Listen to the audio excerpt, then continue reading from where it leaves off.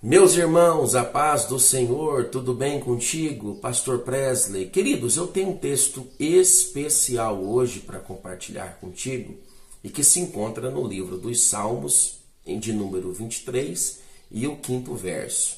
Diz assim a palavra do Senhor nas escrituras hebraicas: Tarok lefanai shulchan neget sorerai del shanta vashemen roshikosi revayah. O texto bíblico ele é de suma e precisa importância porque Davi o escreve no ápice do seu ministério. Conta-se que o Salmo de número 23 teria sido reportado no auge do ministério governamental de Davi acerca dos mais diversos dilemas, dentre os quais, na relação de Davi com os problemas, ele reconhece a figura de Deus como pastor e a figura de si mesma como ovelha. Nesse texto bíblico você tem manifestações importantíssimas, porque Davi é, sem dúvida alguma, o maior autor dos salmos bíblicos.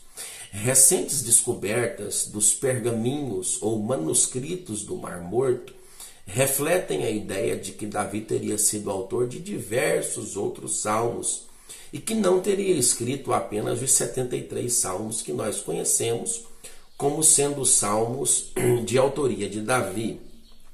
Se levarmos em consideração também que o mesmo texto afirma que Salomão escreveu 16 e não 2 textos, que Asaf teria escrito 12 salmos, que Etã e que Emã eram músicos coassistentes de Asaf, músico mor de Davi, deve-se levar então o fato de que Davi é autor de pelo menos 90% de toda a estrutura de salmos do Antigo Testamento.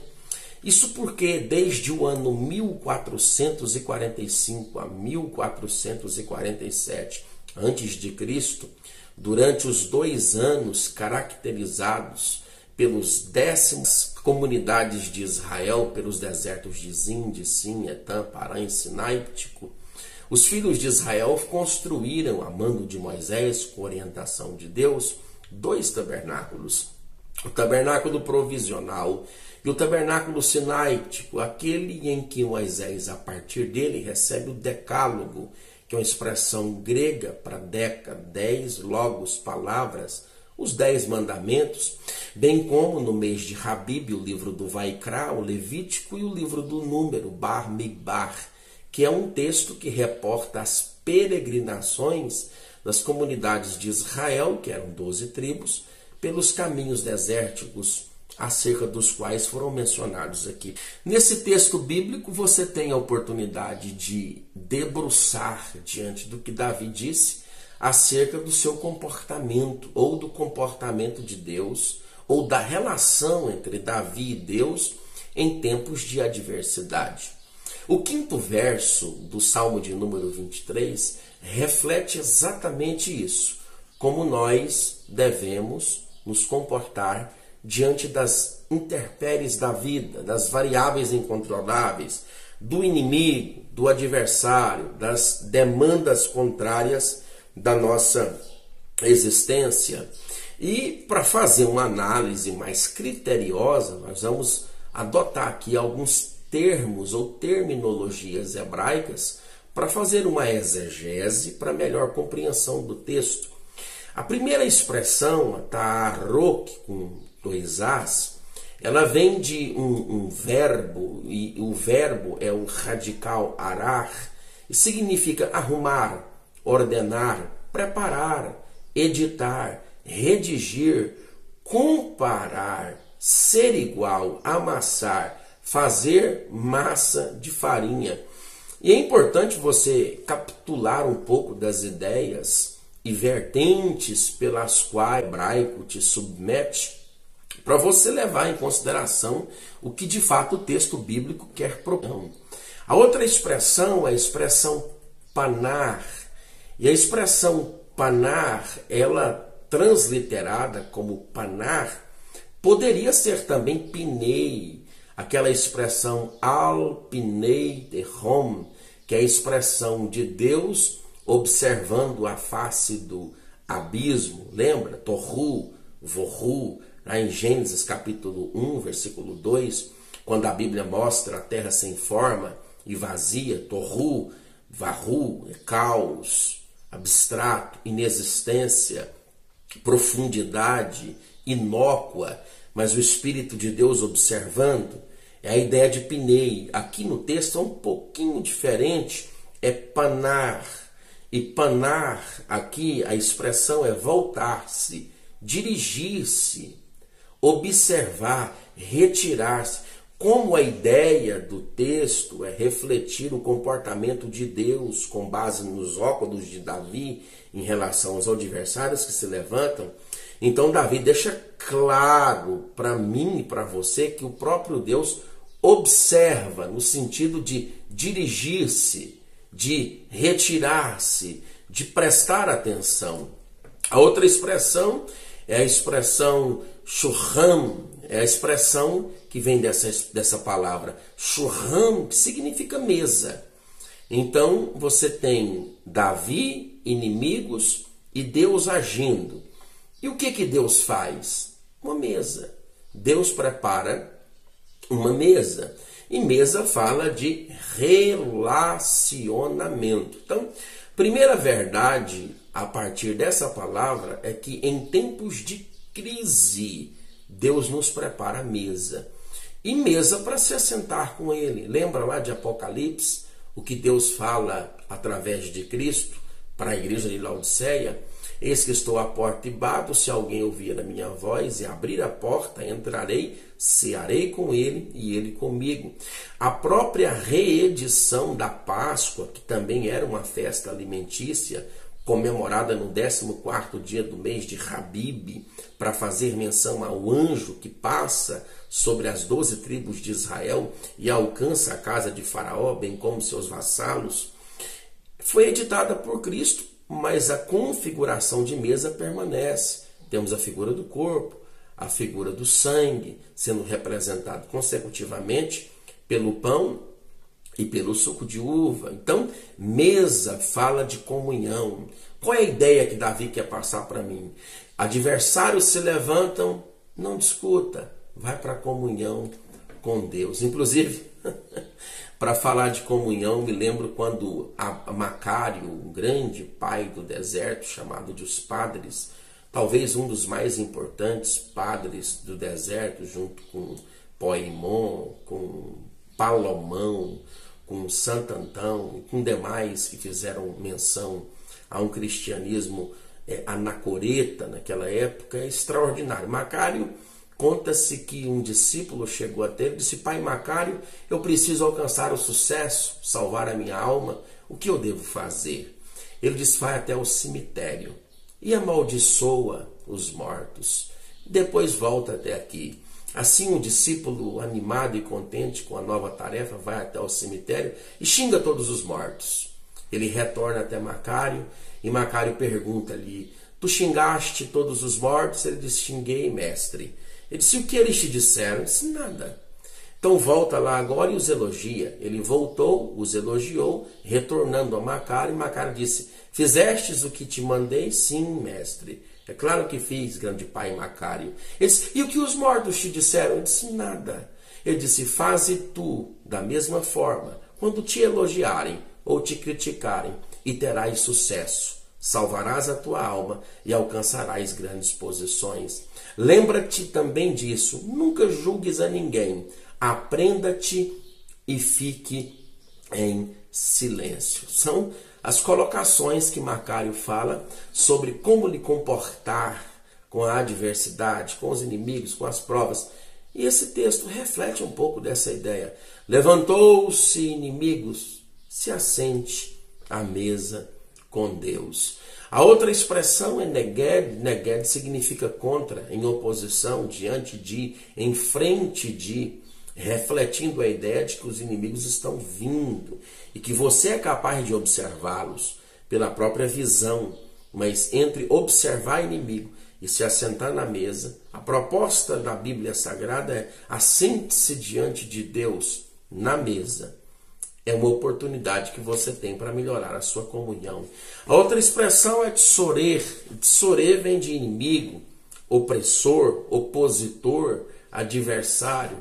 A outra expressão é dalsen, ou dalson, ou delsen. A expressão ela é interessante porque delsen é adubo, fertilizante. Veja que utilizamos adubo ou fertilizante para canalizar vitamina na raiz de plantas que queremos que sejam frutíferas. E frutificação fala de fecundidade. Essa palavra ela consubstancia a palavra seguinte, que a gente vai ver daqui a pouco. Mas é interessante que dalson é adubar, fertilizar, engordar, no sentido de colocar na engorda. Então, na concepção dos inimigos, Davi é presa fácil. Na concepção de Deus, nada além de colocar na engorda. É como que se a presença do inimigo favorecesse a minha comunhão e fizesse com que eu crescesse ainda mais na presença de Deus. A outra expressão eu quero gastar aqui um pequeno tempo com ela, que é a expressão shemen. E a expressão shemen é azeite e óleo. Algumas pessoas chegam a considerar a ideia de que shemen, azeite e óleo, pudesse ser sêmen, no sentido de semente humana. Mas é preciso dizer para você que a expressão sêmen, ela é caracterizada por 3 consoantes. O hebraico antigo é consonantal, não existe vogais. Então as consoantes zain, resh e rain são as 3 consoantes que formam a palavra zera, que é a palavra utilizada para sêmen, a semente do homem que cai no ventre da mulher e gera vida, gera prole, suscita descendência. O termo hebraico zera é usado no sentido fisiológico também em Levíticos 15:16 e em 18:20, com referência à emissão do próprio sêmen. Uma outra observação importantíssima é que em Levíticos capítulo 12, versículo 2, a forma causativa do verbo zará, aqui já com A, significa semear. Em muitas traduções é vertida pela expressão conceber ou conceber semente. Vale considerar também que lá no texto de Números, Bar Migbar, capítulo 5, versículo 28, a expressão zará, ela ocorre junto com zerá e é traduzida ou feito entender na ideia de grávida por sêmen ou fecundada por sêmen. Conceberás a semente.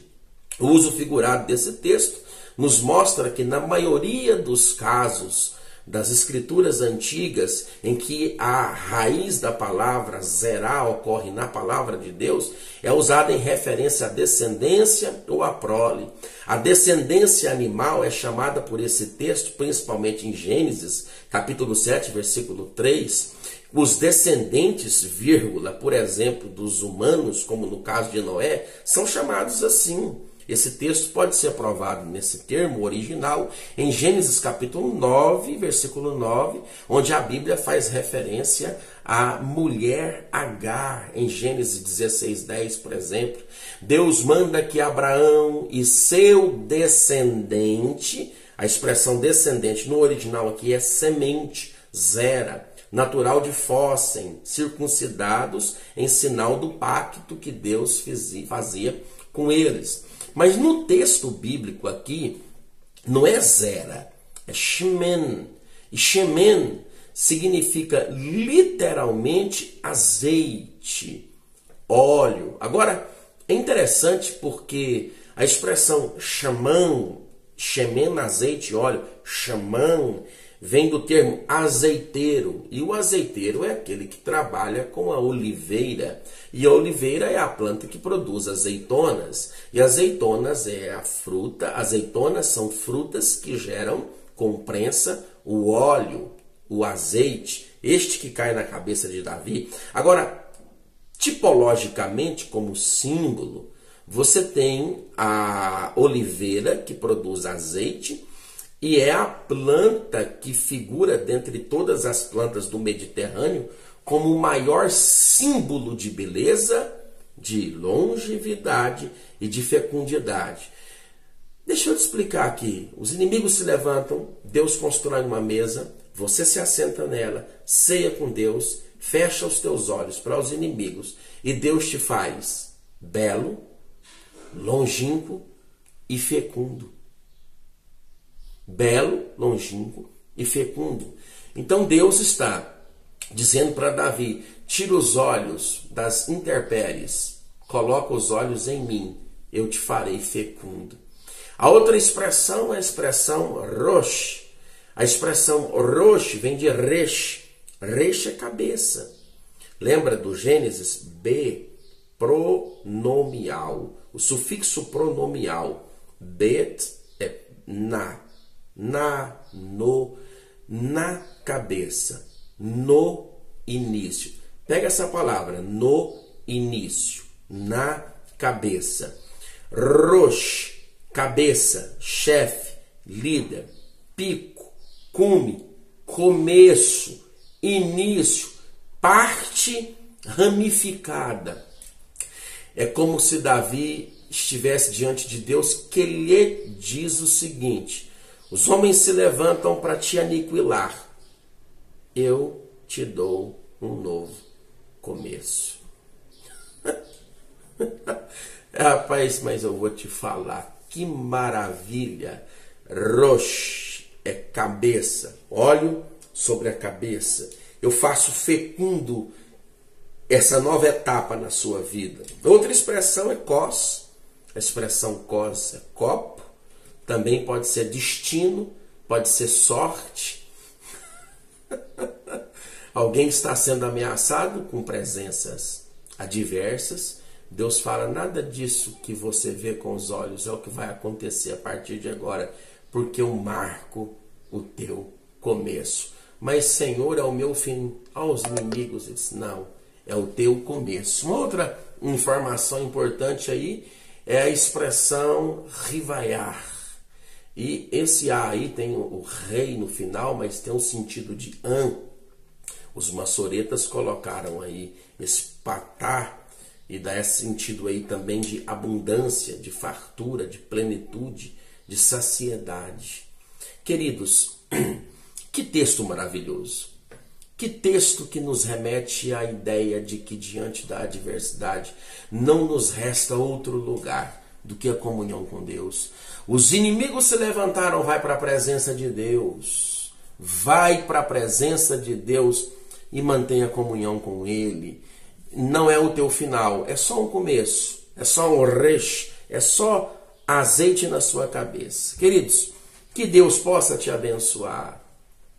Se você pensa que esses textos são importantes para a sua vida, assine aí o canal, ative aí a notificação para que você seja notificado sempre que um novo vídeo for lançado. Que Deus te abençoe, te livre e te guarde em nome de Jesus.